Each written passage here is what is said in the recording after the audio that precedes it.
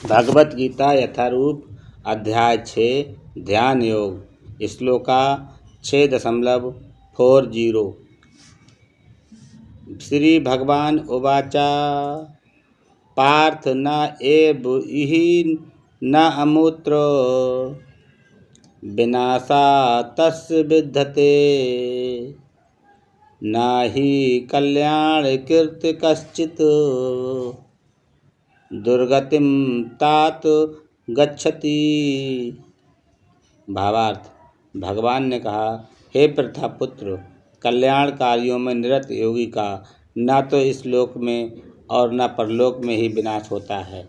हे मित्र, भलाई करने वाला कभी बुराई से पराजित नहीं होता।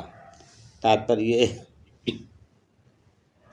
श्रीमद् भागवत में 1.5.17 श्री नारद मुनि व्यासदेव को इस प्रकार उपदेश देते हैं।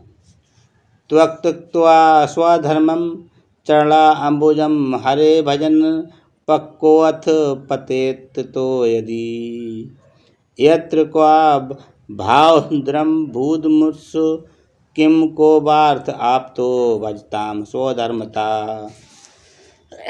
यदि कोई समस्त भौतिक आशाओं को त्याग कर भगवान की शरण में जाता है तो इसमें न तो कोई क्षति होती है और न पतन। दूसरी ओर अभक्त जन अपने अपने व्यवसायों में लगे रह सकते हैं, फिर भी वे कुछ प्राप्त नहीं कर पाते। भौतिक लाभ के लिए अनेक शास्त्रीय तथा अलौकिक कार्य हैं। जीवन में आध्यात्मिक उन्नति अर्थात कृष्ण भावना अमृत के लिए योगी को समस्त भौतिक कार्यकलापों का परित्याग करना होता है। कोई तर्क कर सकता है कि यदि कृष्ण भावना अमृत पूर्ण हो जाए तो इससे सर्वोच्च सिद्धि प्राप्त हो सकती है, किंतु यदि ये सिद्धि प्राप्त न हो पाई तो भौतिक एवं आध्यात्मिक दोनों दृष्टियों से मनुष्य को क्षति पहुंचती है। शास्त्रों का आदेश है कि यदि कोई स्वधर्म का आचरण नहीं करता तो उसे पाप फल भोगना पड़ता है, अतः जो दिव्य कार्यों को ठीक से नहीं कर पाता उसे फल भोगना होता है।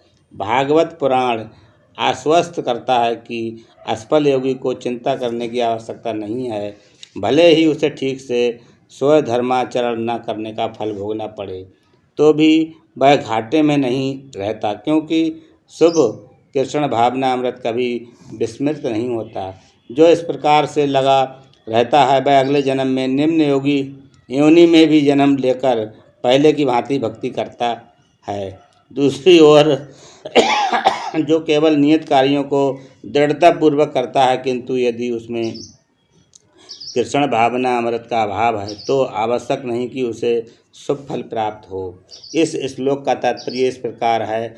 मानवता के दो विभाग किए जा सकते हैं, नियमित तथा अनियमित। जो लोग अगले जन्म तथा मुक्ति के ज्ञान के बिना पाशविक इंद्रिय तृप्ति में लगे रहते हैं वे अनियमित विभाग में जाते हैं। जो लोग शास्त्रों में वर्णित कर्तव्यों के सिद्धांतों का पालन करते हैं वे नियमित विभाग में वर्गीकृत होते हैं। अनियमित विभाग के संस्कृत तथा असंस्कृत, शिक्षित तथा अशिक्षित, बलि तथा निर्बल लोग पाशविक वृत्तियों से पूर्ण होते हैं। उनके कार्य कभी भी कल्याणकारी नहीं होते, क्योंकि वे पशुओं की भांति आहार, निद्रा, भय तथा मैथुन का भोग करते हुए इस संसार में निरंतर रहते हैं, जो सदा ही दुखमय है। किंतु जो लोग शास्त्रीय आदेशों के अनुसार संयमित रहते हैं और इस प्रकार क्रमशः कृष्ण भावना अमृत को प्राप्त होते हैं वे निश्चित रूप से जीवन में उन्नति करते हैं। कल्याण मार्ग के अनुयायियों के 3 वर्गों में विभाजित किया जा सकता है। भौतिक संपन्नता का उपयोग करने वाले शास्त्रीय विधि विधानों के अनुयायी, दूसरे इस संसार से मुक्ति पाने के लिए प्रयत्नशील लोग, तीसरे कृष्ण भावना अमृत के भक्त।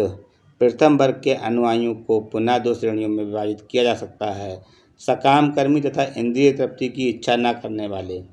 सकाम कर्मी जीवन के उच्च स्तर तक उठ सकते हैं, यहाँ तक कि स्वर्ग लोक को जा सकते हैं, तो भी इस संसार से मुक्ति न होने के कारण वे सही ढंग से शुभ मार्ग का अनुगमन नहीं करते।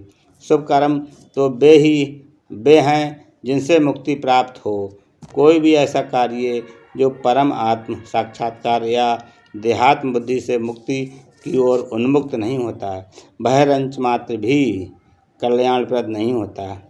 कृष्ण भावना अमृत संबंधी कार्य ही एकमात्र शुभ कार्य है, और जो भी कृष्ण भावना अमृत के मार्ग पर प्रगति करने के उद्देश्य से स्वेच्छा से समस्त शारीरिक असुविधाओं को स्वीकार करता है, वही घोर तपस्या के द्वारा पूर्ण योगी कहलाता है। क्योंकि अष्टांग योग पद्धति कृष्ण भावना अमृत की चरम अनुभूति के लिए होती है, अतः ये पद्धति भी कल्याणप्रद है। अतः जो कोई इस दिशा में यथाशक्य प्रयास करता है, उसे कभी अपने पतन के प्रति भयभीत नहीं होना चाहिए। हरे कृष्णा।